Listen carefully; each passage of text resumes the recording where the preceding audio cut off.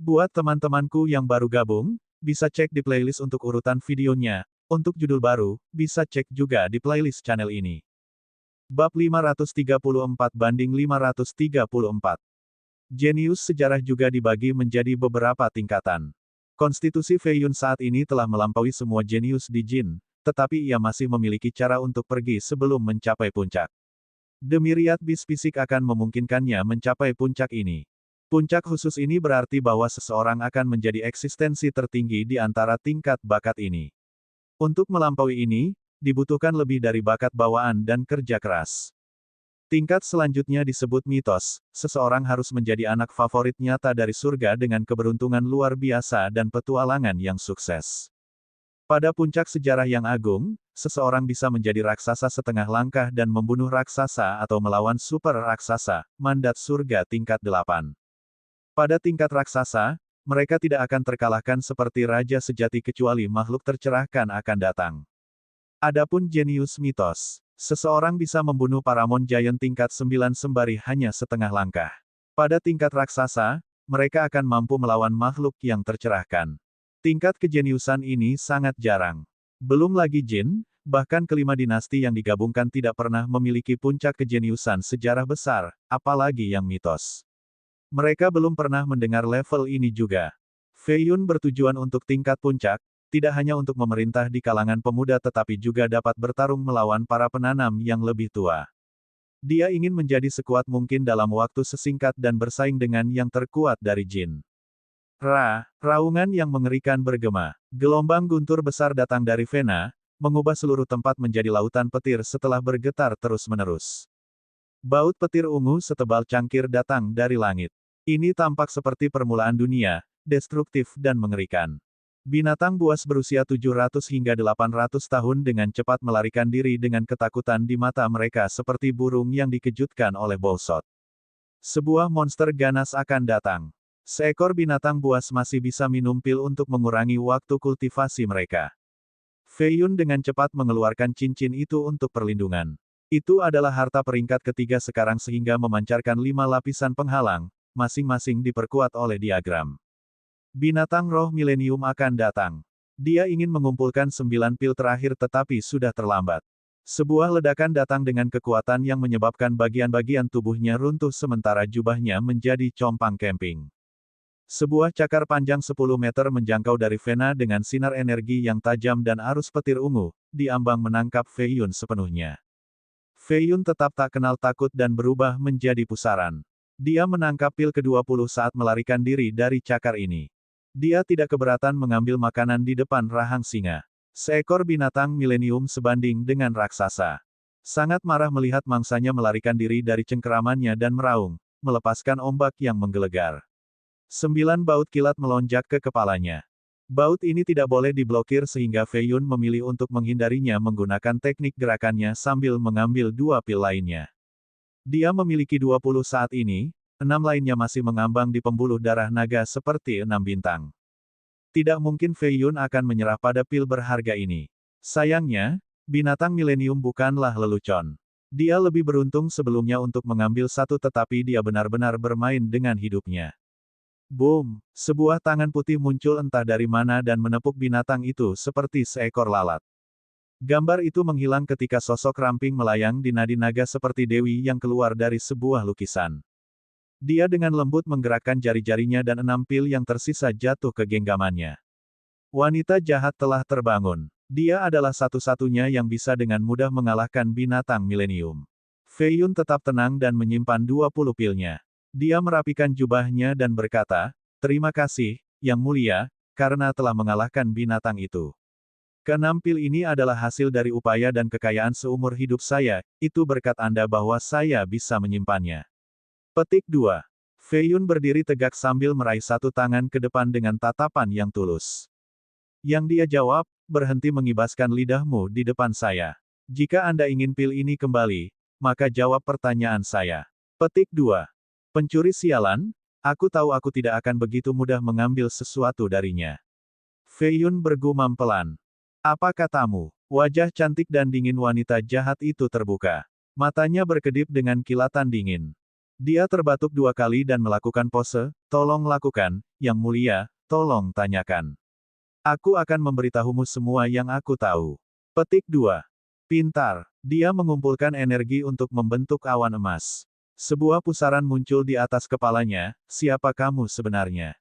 Nama saya Feng Feiyun, pria, 19 tahun, dari Grand Southern Prefecture, Kabupaten Bailing, Kota Negara Roh. Saya memiliki kakek berusia 80 tahun dan seorang saudara perempuan berusia 16 tahun, jawab Feiyun.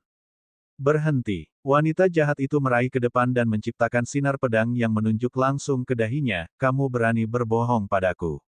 Petik 2. Aura dingin tulangnya membuat darahnya membeku dengan bubuk es. Lapisan es menutupi lehernya sampai ke kakinya. Feiyun sama sekali tidak takut, saya mengatakan yang sebenarnya. Anda dapat menyelidiki dan memeriksa semua ini, Yang Mulia. Banyak kekuatan besar memiliki informasi tentang saya sejak saya lahir, misalnya, pakaian dalam warna apa yang saya pakai untuk tidur, berapa banyak wanita yang telah saya tidur dengan atau gadis-gadis baik yang pernah saya mainkan. Dia berhati-hati karena wanita ini telah melihat sesuatu. Sementara itu, dia sama sekali tidak percaya padanya, karena telah dibodohi beberapa kali di masa lalu. Lalu bagaimana kamu tahu metode penyempurnaan pil ras iblis? Dia tidak mengingat energi pedangnya. Feiyun dengan tenang berkata, Yang Mulia, apakah Anda tidak tahu bahwa saya putra iblis? Ibuku iblis. Petik 2. Omong kosong. Setelah perang Myriad puluhan ribu tahun yang lalu, ras iblis besar telah meninggalkan tanah ini. Bahkan jika ada setan yang berbaur di wilayah manusia, itu tidak akan berada di daerah terpencil seperti jin.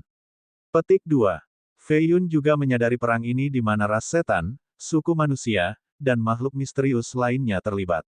Itu berlangsung selama beberapa ribu tahun, mengakibatkan kepunahan untuk beberapa ras sementara yang lain tumbuh lebih kuat. Pada akhirnya, beberapa juga pergi ke benua lain sementara sisanya membagi tanah, tidak ada orang luar yang diizinkan untuk mengambil satu langkah pun. Setiap ras memiliki wilayahnya sendiri. Karena itu, jika iblis memasuki dunia manusia, mereka akan menghadapi musuh di mana-mana. Itu sebabnya wanita jahat tidak percaya bahwa ibunya adalah setan. Bahkan dalam kehidupan sebelumnya sebagai master klan, ia hanya mengunjungi kerajaan manusia kurang dari 5 kali. Feiyun menggelengkan kepalanya, setan adalah yang terkuat dan terpadat saat ini. Mereka tidak bisa diusir sepenuhnya dari wilayah kami. Menurut teks kuno, sekelompok setan pernah menyebabkan masalah di Grand Southern dan Jiang kuno setelah dasar jin. Kaisar pertama secara pribadi memimpin pasukan perang dan membutuhkan waktu 30 tahun untuk mengusir setan-setan ini. Ini terjadi setelah Perang Myriad. Apa penjelasanmu? Petik 2. Bagaimana Anda tahu bahwa setan adalah yang terkuat dan memiliki anggota terbanyak? Dia bertanya. Buku-buku mengatakan demikian. Dia membalas. Dia menatapnya lama, berniat melihat menembusnya sepenuhnya. Pada akhirnya, dia mengembalikan 6 pil kepadanya. Ini adalah pil tingkat keempat tetapi tidak efektif untuk makhluk tercerahkan. Terima kasih, Yang Mulia. Feiyun dengan senang hati mengambil 6 pil. Dia dengan dingin berkata, kamu sudah membicarakan hal ini untuk dirimu sekarang. Saya perlu berkultivasi di sini untuk sedikit lebih sehingga Anda sebaiknya tutup mulut tentang hal itu atau saya akan membunuh Anda bahkan jika Anda 10.000 mil jauhnya. Petik 2. Aku tidak akan berani. Petik 2. Karena itu, wanita jahat terus mengeluarkan darah jahat dan dao jahatnya. Energi roh tak berujung melonjak ke tubuhnya, mengubahnya sejernih kristal. Feiyun meninggalkan Vena setelah menyelesaikan proses pil. Siapa yang tahu berapa lama tetapi melihat sinar matahari lagi cukup nyaman. Seorang kasim tua mengetahui bahwa ia telah meninggalkan sesi kultivasinya dan dengan cepat datang. Ini adalah orang kepercayaan Raja Surgawi lama dan sangat penuh perhatian dan penuh kasih terhadap Feiyun. Kultivasinya juga luar biasa, dia mengurus hampir semua yang ada di mansion. Ratu Surgawi telah mengunjungi 3 kali, berharap kamu bisa melihatnya segera untuk masalah penting. Petik 2. Putri Luofu juga datang 12 kali, ingin bertemu denganmu. Terlihat sangat mendesak. Petik 2. Dia juga melaporkan masalah baru-baru ini ke Feiyun. Apa? 12 kali. Feiyun sedikit mengernyit sambil menggosok dagunya. Apa yang diinginkan putri ini? Jangan bilang dia ingin menjatuhkan saya atau ingin saya bertanggung jawab. Atau satu pemerkosaan tidak cukup dan dia menginginkan lebih. Asteris asteris asteris. Ini adalah catatan penulis yang menjelaskan beberapa hal yang ditanyakan oleh pembaca Tiongkok. Saya melihat pembaca bahasa Inggris menanyakan hal yang sama, jadi ini dia. Penulis, banyak orang bertanya kepada saya mengapa Fei Yun tidak menggunakan teknik dari kehidupan sebelumnya. Yang benar adalah bahwa hal terkuat tentang ras iblis adalah seni fisik mereka, seperti Myriad Beast dan Immortal Phoenix. Adapun gerakan, mantra, dan teknik yang sebenarnya, manusia masih lebih baik dalam mereka dengan lebih banyak variasi. Fei Yun ada di tubuh manusia sekarang, jadi tentu saja, dia belum bisa mempelajari semua teknik yang lebih tinggi dari ras iblis dulu. Begitu dia kuat, dia akan mendapatkan kemampuan bawaan dan seni ras iblis. Dan, beberapa pembaca mengatakan bahwa saya mungkin terlihat persis seperti Bining Shuai. Sial, saya tinggi dan tampan, jangan membandingkan penulis dengan karakter, tidak benar sama sekali. Bab 535 banding 535. Salju musim dingin membuat udara dingin. Di sini ada istana yang megah dan menjulang, rumah Raja Surgawi. Sebuah gerbong kekaisaran yang ditarik 4 naga muncul dengan sekelompok besar kasim dan pelayan di perusahaan, mengenakan seragam hijau mereka. Mereka sepertinya sedang terburu-buru. Bukan Kaisar Jin melainkan, putri yang terkenal di dunia dan kecantikan kelas 3, Luofu. Fei Yun mengirim semua pelayan dan bertemu sendirian di ruang belajarnya. Ruang belajar ini berada di sebuah halaman besar dengan banyak paviliun di sekitarnya. Taman dan kolam penuh dengan energi roh yang dipancarkan dari bunga dan rumput yang aneh. Sementara itu, bangunan ubin hijau dipenuhi dengan gulungan kuno yang terbuat dari bambu, besi, kertas, cangkang kura-kura. Lebih dari 1000 formasi mengelilingi area untuk perlindungan, yang diciptakan oleh Raja Surgawi kuno. Bahkan Giant akan merasa mustahil untuk menyusup. Fei Yun sedang duduk di platform setinggi 5 lantai di depan sebuah danau. Melihat ke sana, orang bisa melihat rumah besar dan dinding. Dia mengenakan jubah putih sederhana dan elegan hari ini, mengambil satu buku dari rak satu demi satu sebelum berjalan ke pagar kayu untuk membaca sampai suara langkah kaki. Sang putri telah tiba. Dia tidak berbalik dan terus membaca. Kata-kata pada buku khusus ini yang terbuat dari halaman besi benar-benar berubah menjadi hiburannya. Alisnya yang indah sedikit berkerut ketika dia berkata, "Putri, silakan duduk." Petik 2. Dia adalah satu-satunya yang naik platform, Kasim dan pelayannya menunggu di luar. Dia bersandar di pagar, anggun seperti pohon willow sementara matanya yang berbintang anehnya tenang bertentangan dengan harapan Fei Yun. Besok adalah kompetisi pengantin pria. Butuh beberapa saat sebelum dia berbicara dengan nada lembut dan mulia. 12 kunjungan sebelumnya adalah tentang kompetisi ini. Bahkan seseorang yang sesombong dia cemas tentang masalah penting ini. Fei Yun tidak berbalik dan dengan santai berkata, "Oh, waktu berlalu begitu cepat, selamat, putri. Saya harap Anda menemukan pengantin pria yang tepat." Petik 2. Mata aprikotnya tidak terbaca, energi emas yang tajam melayang di sekitarnya. Dia menatap Fei Yun dengan dingin, siapa yang tahu apa yang dia pikirkan. Baiklah, sudah selesai. Dia menutup buku besi, mengeluarkan dentang logam. Dia akhirnya menatapnya untuk pertama kalinya dan cukup terkejut melihatnya tanpa kerudung. Wajahnya yang menakjubkan berada di tempat terbuka, alis yang panjang dan tipis seperti daun willow. Sepasang mata yang jernih namun dalam, lehernya indah dan panjang seperti angsa putih. Gaunnya terbungkus tanah dengan sulaman phoenix terbang. Bagian bawah memiliki jahitan awan mengambang.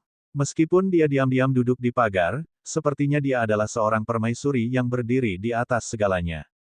Itu tampak seperti malam itu di gerbong kekaisaran tidak menghancurkan harga diri dan kebangsawanannya. Dia tidak seperti para putri lainnya, mencari kematian setelah dipermainkan. Apa yang kamu baca? Dia menekan emosinya, tetap tenang meskipun kunjungan terakhirnya yang berkesinambungan tentu menyiratkan sebaliknya. Semakin dia bertindak dengan cara ini, semakin Fei Yun takut padanya. Dia memiliki perasaan yang tidak menyenangkan. Namun demikian, dia tersenyum dan berkata, "Saya melihat Tales Permaisuri, hanya membaca tentang hidupnya." Petik 2. Hanya ada satu permaisuri dalam sejarah panjang Jin, Long Jiangling. Dia memiliki talenta tertinggi dan mendominasi zamannya. Sang putri menjawab, Kaisar memiliki banyak kisah legendaris. Menghapus pangeran mahkota tua, merebut tahta, menekan era kacau itu. Semua keajaiban membungkuk padanya. Tetapi pada akhirnya, dia masih mati mendadak setelah 250 tahun masa pemerintahan. Darahnya menodai tanah, lonceng kesedihan bergema di seluruh dinasti. Petik 2. Sang putri menjadi diam setelah menyatakan ini. Fei Yun menjawab, tidak ada yang bisa membunuhnya karena kultivasinya, mengapa tiba-tiba mati. Semua orang akan mati, tidak mengejutkan sama sekali. Sang putri adalah penggemar permaisuri. Fei Yun menggelengkan kepalanya, karena pertanyaan ini, saya telah membaca tentang kisah dan rumor kuno yang akhirnya muncul dengan dugaan, dia mungkin tidak mati. Petik 2. Sang putri tidak tahu mengapa dia berbicara tentang Long Jiangling tetapi masih tertarik, apakah Anda punya bukti? Fei Yun berkata, tidak ada, tapi kita bisa berspekulasi beberapa hal. Kita tahu bahwa sebelum mencapai makhluk tercerahkan, tidak ada yang bisa hidup selama 1000 tahun. Namun, setelah mencapainya, mungkin mencapai 2 atau 3000 tahun. Dia hidup 2000 tahun yang lalu, dan memberikan kultivasi tertinggi, dia mungkin masih hidup sekarang. Petik 2. Sang putri telah membiasakan kisah itu, tidak mungkin. Dia pasti mati saat itu. Hujan darah mengirimnya pergi, menutupi seluruh ibu kota. Raja Surgawi generasi kelima secara pribadi memasukkannya ke regal Piskovin dan menguburkannya di tanah suci kerajaan. Banyak leluhur melihat itu dengan mata kepala sendiri. Kuburan berada di bawah banyak lapisan sekarang, jauh di bawah tanah. Itu tidak bisa dibuka. Petik 2. Long Chuanfeng adalah Divine King generasi ke-7 dan Fei Yun yang ke-8. Sudah beberapa generasi sejak itu.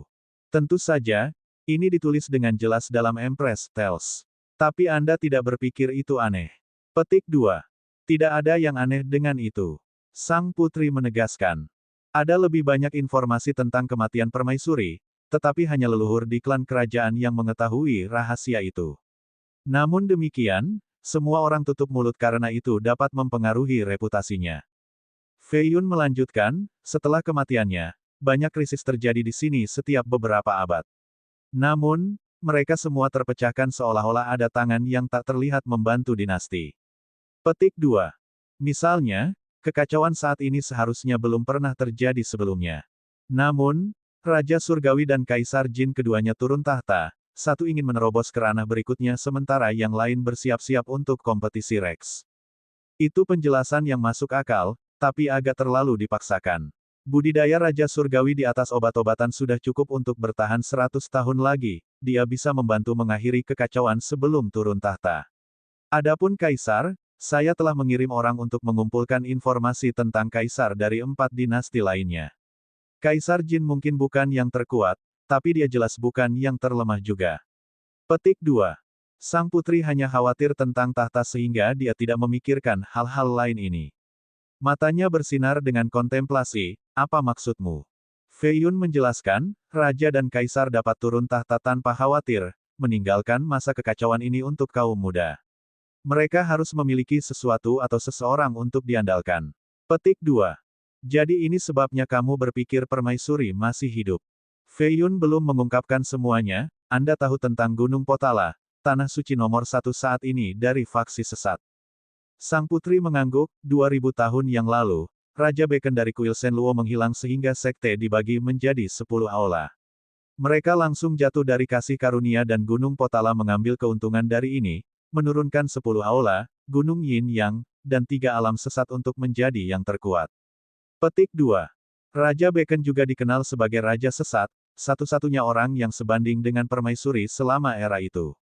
Ia dilahirkan 100 tahun setelah permaisuri dan menghilang 80 tahun setelah kematiannya.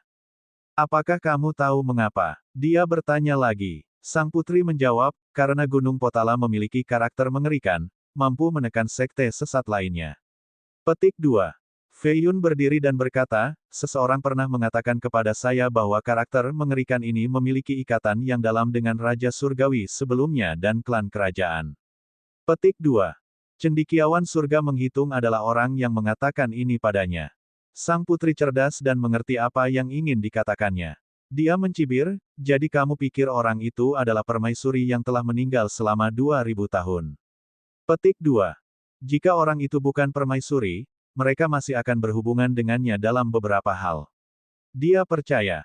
Itu tidak mungkin, Belum lagi bahwa dia telah dikuburkan, bahkan jika dia adalah pemimpin Gunung Potala, pikirkan saja, akankah dia duduk diam untuk menontonmu menginjak-injak senyum indah dengan pasukanmu? Dia sudah tak terkalahkan 2000 tahun yang lalu, jadi siapa yang bisa menjadi lawannya di masa sekarang? Petik 2. Dia sedikit mengerutkan kening dan mengangguk, itu masuk akal, mungkin aku terlalu memikirkannya. Petik 2. Tentu saja, klan kerajaan memang memiliki banyak rencana dan sumber daya, jauh lebih dari apa yang tampak di permukaan. Gejolak yang masuk saja tidak cukup untuk mengkhawatirkan klan, tapi itu pasti bukan karena permaisuri. Petik 2. Sang putri secara alami tahu lebih banyak tentang klan kerajaan daripada dia. Bab 536-536. Sang putri melanjutkan dengan percaya diri, pengunduran diri Raja Surgawi dan Kaisar adalah cara untuk mempertajam generasi muda, mengambil keuntungan dari kekacauan, cara untuk memilih penerus yang paling baik. Hanya keturunan sampai tugas yang akan memenuhi syarat untuk memimpin Jin. Hanya seseorang yang bisa menekan semua pemberontak lainnya yang akan memenangkan hati rakyat dan menjadi penakluk sejati. Petik 2. Dinasti telah menikmati perdamaian terlalu lama. Para bangsawan di sini boros dan dekaden. Klan berpengaruh, semua bekerja untuk kepentingan mereka sendiri. Petik 2. Mari kita bicara tentang 4 klan besar. Beiming memiliki otoritas paling besar dengan akar yang kuat dan anggota di seluruh dinasti. Ia memiliki 8 prefektur dan lebih dari 10.000 kota, kanton yang tak terhitung jumlahnya. Ya, terlalu banyak untuk dihitung, sehingga mereka memiliki hubungan di mana-mana. Beberapa sekte sesat harus memberi mereka wajah juga sebelum mendirikan cabang lain untuk perekrutan. Petik 2. Hanya klan ini saja yang mengendalikan 30% dari pengadilan, atau lebih tepatnya, 30% dari dinasti. Kanselir besar tidak terlalu khawatir tentang kaisar, jika mereka dibiarkan tumbuh, klan kerajaan akan berada dalam masalah besar. Petik 2. Sekarang ke Yingkou, mereka jarang berpartisipasi di pengadilan tetapi tetap berpengaruh di dunia fana dan kultivasi, bahkan mungkin di atas klan Beiming. Selama ada orang, ada toko milik mereka, jadi mereka bahkan lebih kaya dari kita. Beberapa bahkan mengatakan bahwa kekayaan mereka 10 kali lebih banyak daripada perbendaharaan nasional. Petik 2. Hal yang paling penting bagi manusia dan pembudidaya adalah kekayaan dan sumber daya, dan keduanya berada di bawah kendali Yingkou. Jika mereka ingin melakukan sesuatu, kekuatan pemanggilan mereka mungkin lebih tinggi daripada Beiming. Petik 2. Untuk yang ketiga, Nalan, mereka adalah rival terbesar melawan kita, Long. Meskipun mereka kalah, itu tidak benar-benar memengaruhi fondasi mereka yang sebenarnya. Mereka mundur kembali ke Heavenly Cloud dan secara terbuka menyatakan pengajuan mereka, tetapi kenyataannya adalah bahwa mereka tidak pernah benar-benar mematuhi perintah apapun. Master klan dari sana tidak pernah memasuki ibu kota juga. Petik 2. Mereka terus tumbuh dalam bayang-bayang, sehingga seluruh prefektur adalah wilayah kekuasaan mereka, semua 10 klan terbesar di sana hanya mematuhi mereka dan tidak menawarkan upeti kepada pengadilan. 6.000 tahun telah berlalu sekarang, siapa yang tahu seberapa kuat mereka? Petik 2. Sedangkan untuk si Yue, ini jelas yang paling masuk akal di antara 4, tampaknya yang paling lemah. Tetapi tentu saja, bagaimana mungkin satu dari 4 itu begitu sederhana? Mereka terletak di prefektur Realem Barat, jauh dari ibu kota dan berdekatan dengan 72 negara kecil. Mereka, digabungkan, 2 kali lebih besar dari Grand Southern. Petik 2. Setelah beberapa ribu tahun, mereka sekarang menjadi Raja Barat.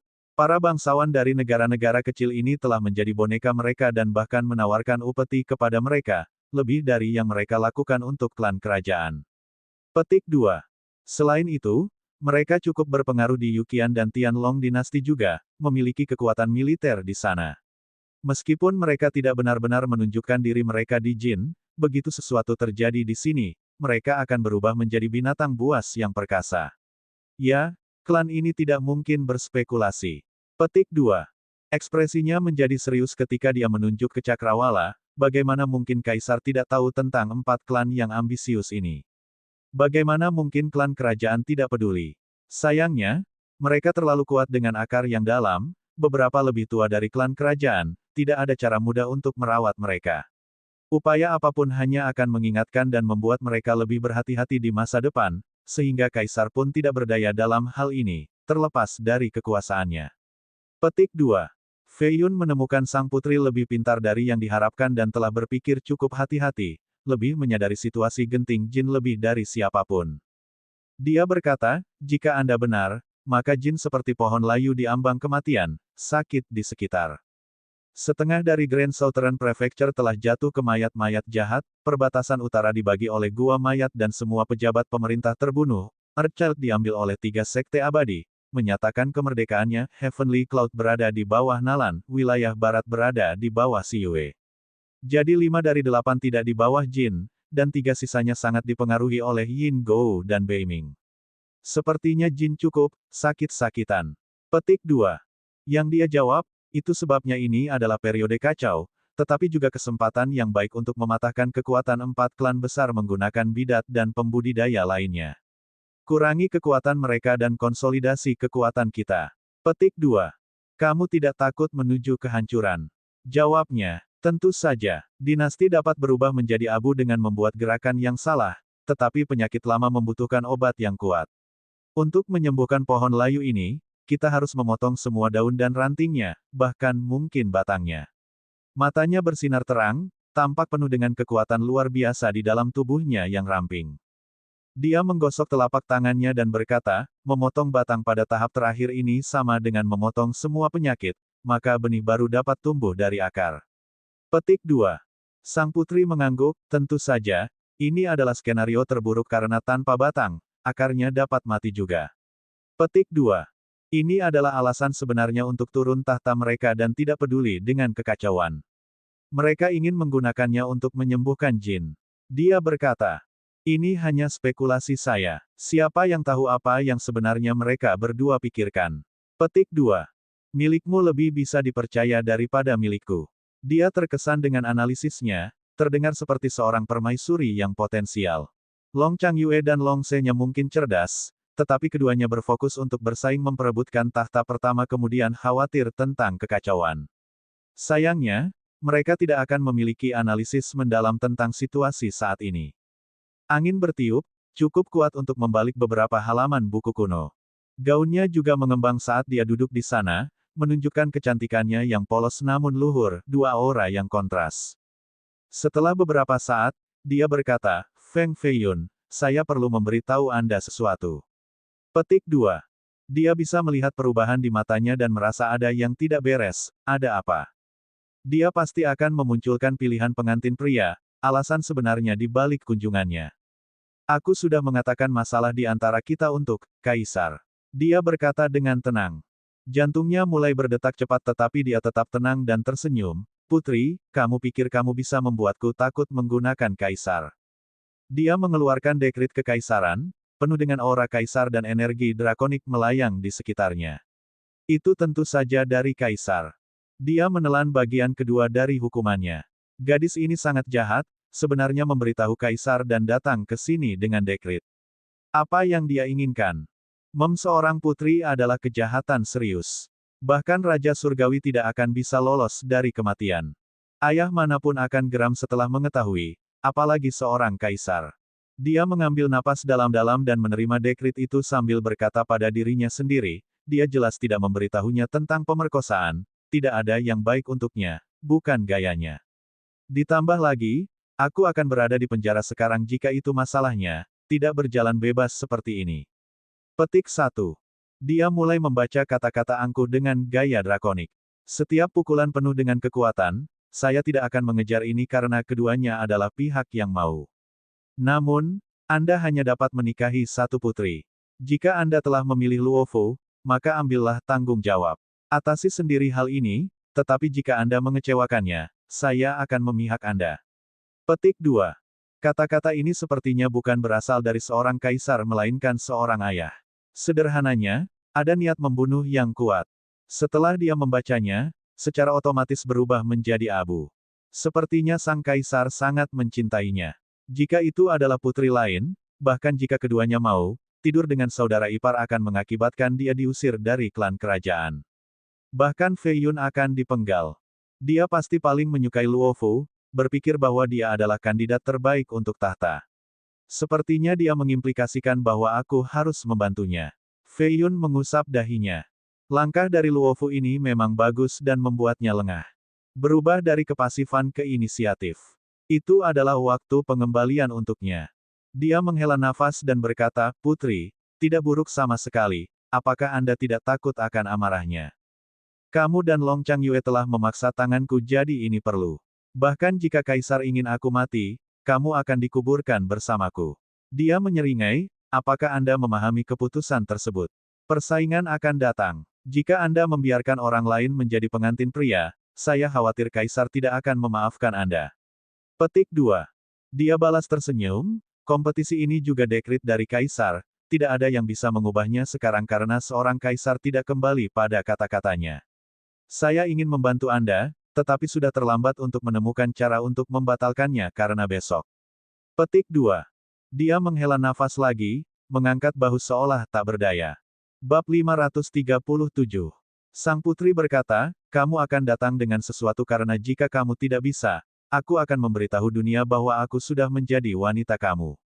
Jika kekacauan ini keluar, Kaisar tidak akan melindungiku lagi untuk menjaga reputasi klan kerajaan dan akan mengeksekusi kita berdua. Anda lebih baik pergi melakukan hal Anda." Petik 2. Dengan itu, dia berdiri sebagai aroma manis yang keluar dari gerakan kecil itu.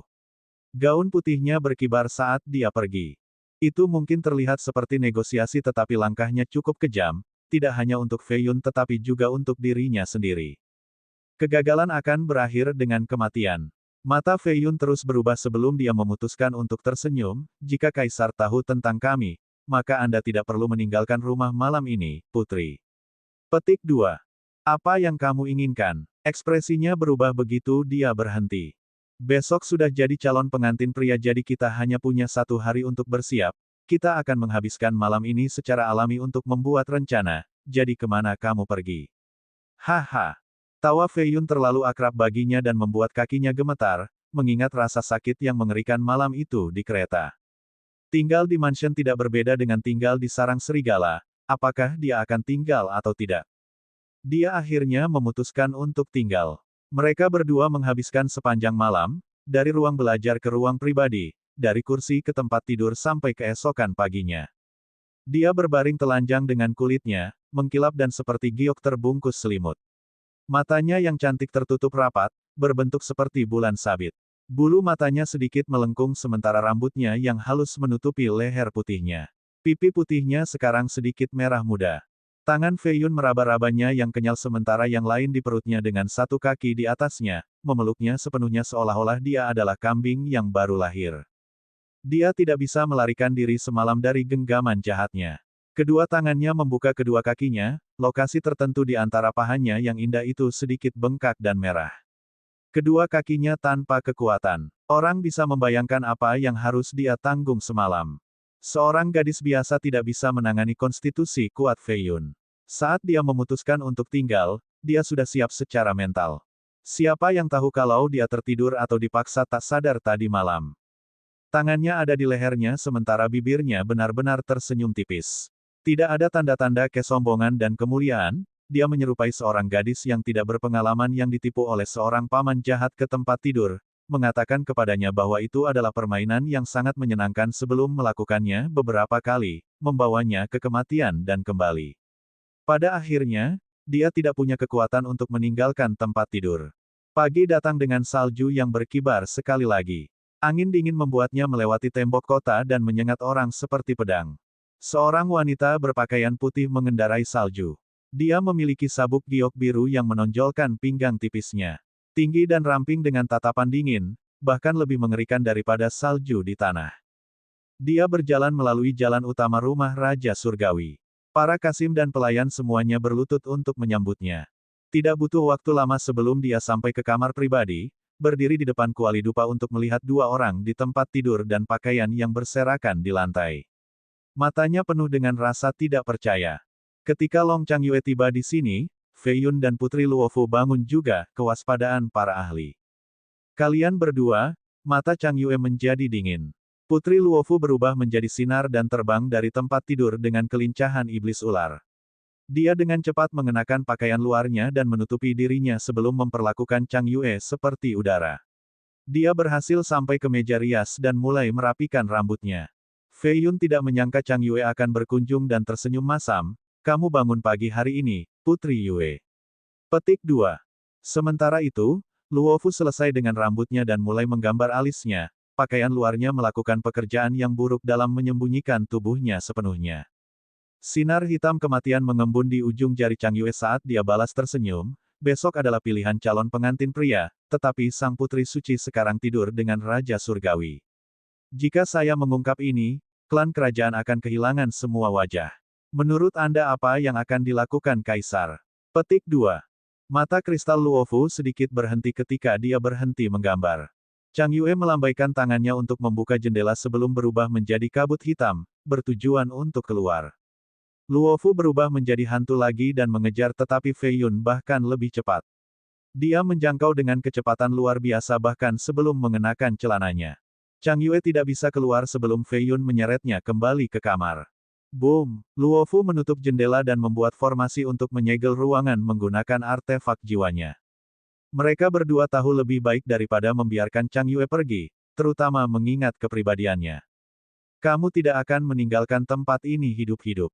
Pisau sabit muncul di tangan Luofu. Dia menjadi pembunuh saat berdiri di karpet bulu cerpelai. Luofu selalu bersikap angkuh, tidak peduli tentang siapapun di luar Kaisar. Namun, Chang Yue menemukannya telanjang dengan Fei Yun.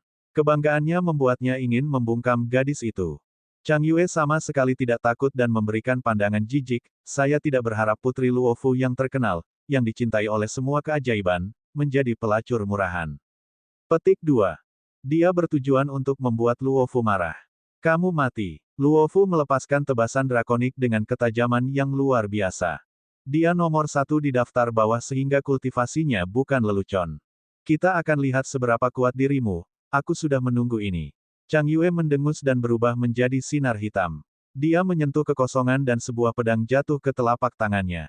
Ini adalah seorang kultivator dari seni pencarian harta karun gelap yang telah melahap banyak ahli.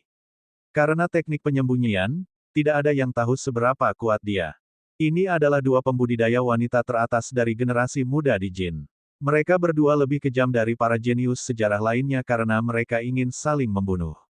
Niat membunuh mereka menghancurkan kain ruang. Serangan mereka dengan cepat menghancurkan formasi yang didirikan oleh Luofu sebelumnya. Fei Yun buru-buru mengeluarkan perintah raja, menggunakannya untuk menutup daerah ini atau seluruh bangunan akan berubah menjadi abu. Keduanya sangat cepat. Pertempuran berkobar sengit meskipun ukuran ruangan. Sosok ramping mereka terbang kemana-mana bersama dengan pedang dan gelombang energi pedang. Mereka tidak jauh lebih lemah dari Fei Yun.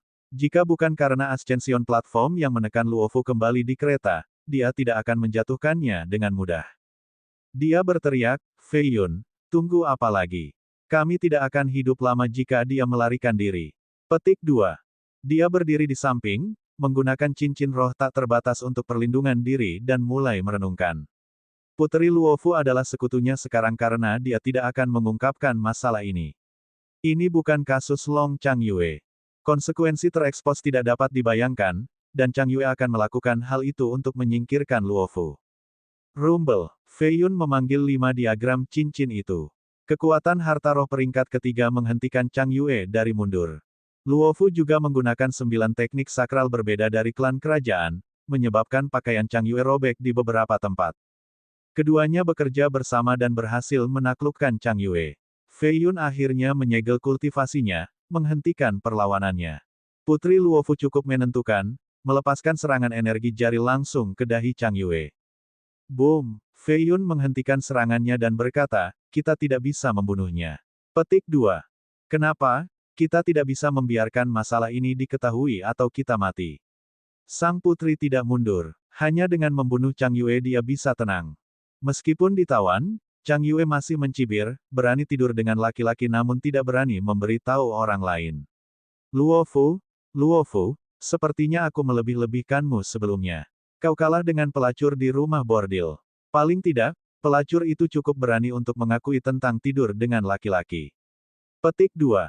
Luofu menjadi lebih marah tetapi Fei Yun menghentikannya, mengapa kita tidak bisa membunuhnya? Karena aku berkata begitu, karena kapan kamu bisa bertanya mengapa berkali-kali?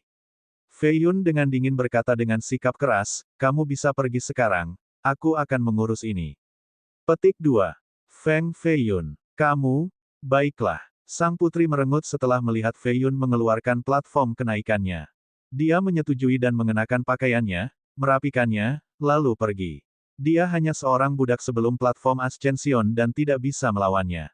Jendela-jendela ditutup lagi setelah kepergiannya. Bab 538-538.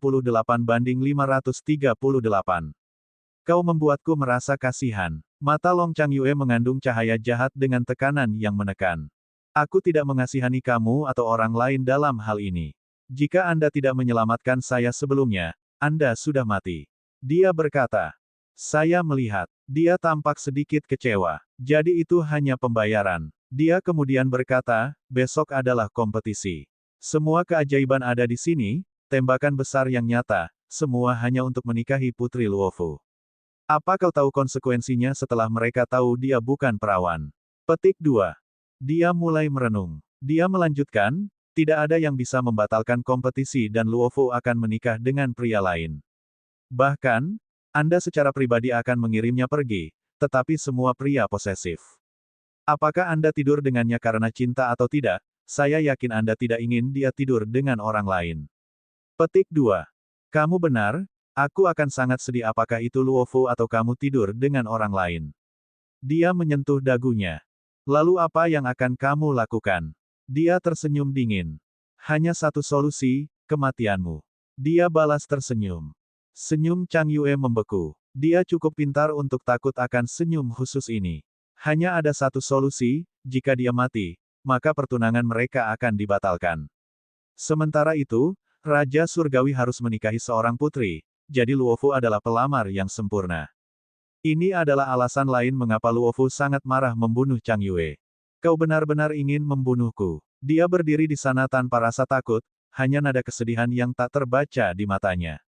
Dia tidak percaya bahwa dia akan membunuhnya atas Luofu setelah dia melakukan begitu banyak untuknya.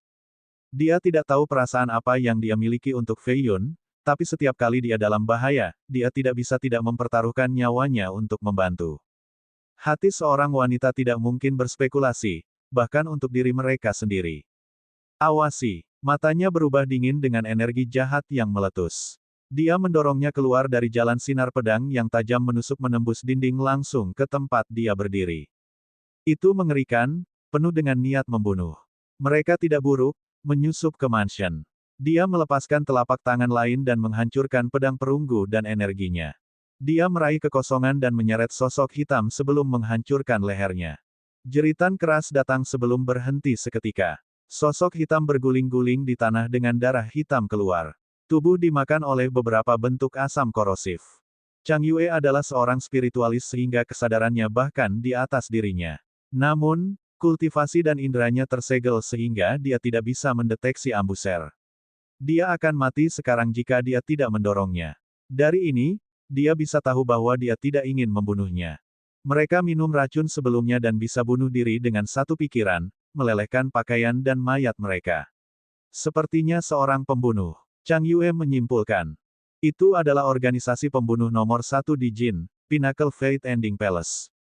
Fei Yun telah bertemu beberapa anggota sehingga dia sadar akan teknik sembunyi-sembunyi dan pembunuhan mereka. Dia melanjutkan, ibu kota adalah kerusuhan sekarang di momen penting ini begitu banyak yang ingin membunuh saya, siapa yang mengundang mereka? Luofu, mungkin, ingin membunuhku. Fei Yun tidak setuju dan menggelengkan kepalanya, tidak mudah untuk mengundang pembunuh ini. Dia tidak bisa mengatur ini dalam waktu yang singkat. Petik 2. Sementara itu, lebih banyak teriakan keluar. Para kasim dan pelayan terbaring mati di tanah sebelum mereka bisa bereaksi. Siapa yang tahu berapa banyak pembunuh telah memasuki rumah besar?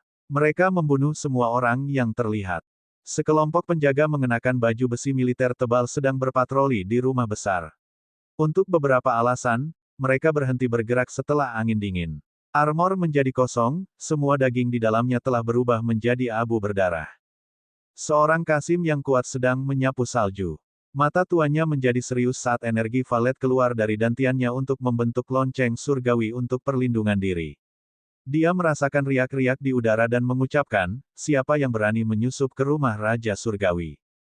Wosh! Sinar penetrasi menembus menyebabkan gelombang riak. Lonceng surgawi ditembus dan garis berdarah muncul di leher si Kasim sebelum ia jatuh di salju. Adegan seperti ini terjadi di seluruh mansion. Orang-orang terbunuh secara diam-diam. Tidak jauh dari sana di sebuah pagoda batu, Longsenya berada di puncak dengan kedua tangan di belakang punggungnya. Dia menatap ke arah rumah raja dengan senyum tipis. Telah dimulai. Seorang lelaki tua mengenakan jubah hitam keluar dari kehampaan seperti seorang utusan dari neraka. Bagaimana dengan tiga markuise? Tanya Senya. Mereka berkemah di luar ibu kota, bukan di mansion. Feng Feiyun dan Putri Yue akan mati hari ini. Suara serak lelaki tua itu terdengar sangat mirip dengan angin dingin. Senya menyeringai, merasa cukup baik tentang situasi ini. Di belakangnya ada 8 pria berambut abu-abu yang sedang bermeditasi. Mereka adalah penguasa kebijaksanaan yang tangguh, ukiran rune ke udara untuk menyegel ruang rumah besar dan menghalangi semua ramalan dan perhitungan. Tidak ada yang tahu apa yang sedang terjadi di dalam. Feiyun memfokuskan pandangan dan pendengarannya. Dia bisa melihat bahwa ini adalah bahaya yang belum pernah terjadi sebelumnya untuk rumah besar itu. Para pembunuh ini bahkan tidak menyayangkan anjing dan kucing. Beberapa aura yang kuat nyaris tidak dapat dilihat, cukup untuk menanamkan kedinginan yang mengerikan. Suara angin yang bertiup kencang semakin intens dengan niat membunuh, menggembar-gemborkan akhir dunia. Rasa bahaya ini mencekik semua calon korban. Sepertinya akan sulit untuk bertahan hidup hari ini. Dia berpikir sendiri, tidak pernah merasakan bahaya seperti itu sebelumnya. Dia melepaskan segel di Long Changyue. Setelah kesadarannya kembali, ekspresinya dengan cepat memburuk, hampir semua pembudidaya di rumah Anda sudah mati. Ada pembunuh di tingkat raksasa di sini di atas banyak pakar lainnya. Semua pintu keluar juga diblokir. Seseorang ingin merobohkan seluruh mansion, aku tidak tahu bagaimana kita bisa melarikan diri. Petik 2. Dia lebih sensitif terhadap sentuhan kematian dan tidak bisa melihat jalan keluar. Mereka sudah berdiri di dekat mata air kuning di neraka. Tidak perlu, selama kita dapat mengaktifkan formasi yang ditinggalkan oleh Raja Surgawi sebelumnya, kita masih bisa melakukan sesuatu. Feiyun berbicara sambil melepaskan sinar dua jari ke arah dinding utara. Dia menyematkan dua penggarap berjubah hitam yang memegang tombak ke dinding. Mereka dengan cepat terkorosi menjadi bubur berdarah. Itu bukan pembunuh, terlihat seperti regu kematian yang dipersiapkan oleh klan yang kuat. Feiyun tetap tenang, itu tampak lebih buruk dan lebih buruk. Petik 2. Keributan di sini mengingatkan para pembunuh lainnya. Lusinan dari mereka mulai melonjak ke sana. Beberapa cukup kuat untuk mengeluarkan asap hitam dari gerakan mereka. Changyue berubah menjadi hantu sendiri dan bergegas ke langit. Dia melakukan putaran dan 12 mayat jatuh ke tanah. Budidaya mereka dimakan, hanya menyisakan mayat kering dengan kulit. Dia memegang satu pembunuh dengan masing-masing tangan. Energi mereka melambung ke arah tubuhnya, membuatnya lebih kuat. Tidak butuh waktu lama sebelum mereka menjadi mayat kering juga dan dibuang seperti sampah. Merokok hitam mereka, suatu bentuk energi, melayang di sekitar tubuhnya sebelum benar-benar disempurnakan. Feiyun bisa merasakannya tumbuh semakin kuat. Seni mencari harta karun jahat ini adalah sesuatu yang lain, tidak dapat ditoleransi oleh dunia kultivasi. Begitu orang mencari tahu, mereka tidak akan pernah beristirahat sampai dia mati.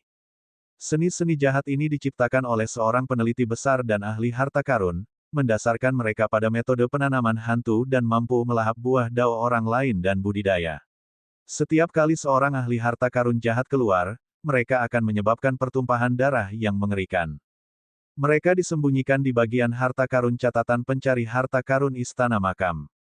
Changyue cukup beruntung menemukan mereka secara tidak sengaja dan dapat memulai jalur kultivasi ini.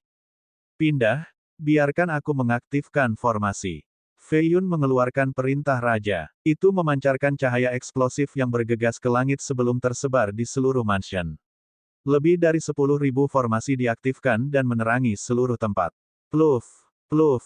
Banyak pembunuh bayaran yang tertangkap tidak siap dan dihancurkan menjadi bubur oleh formasi.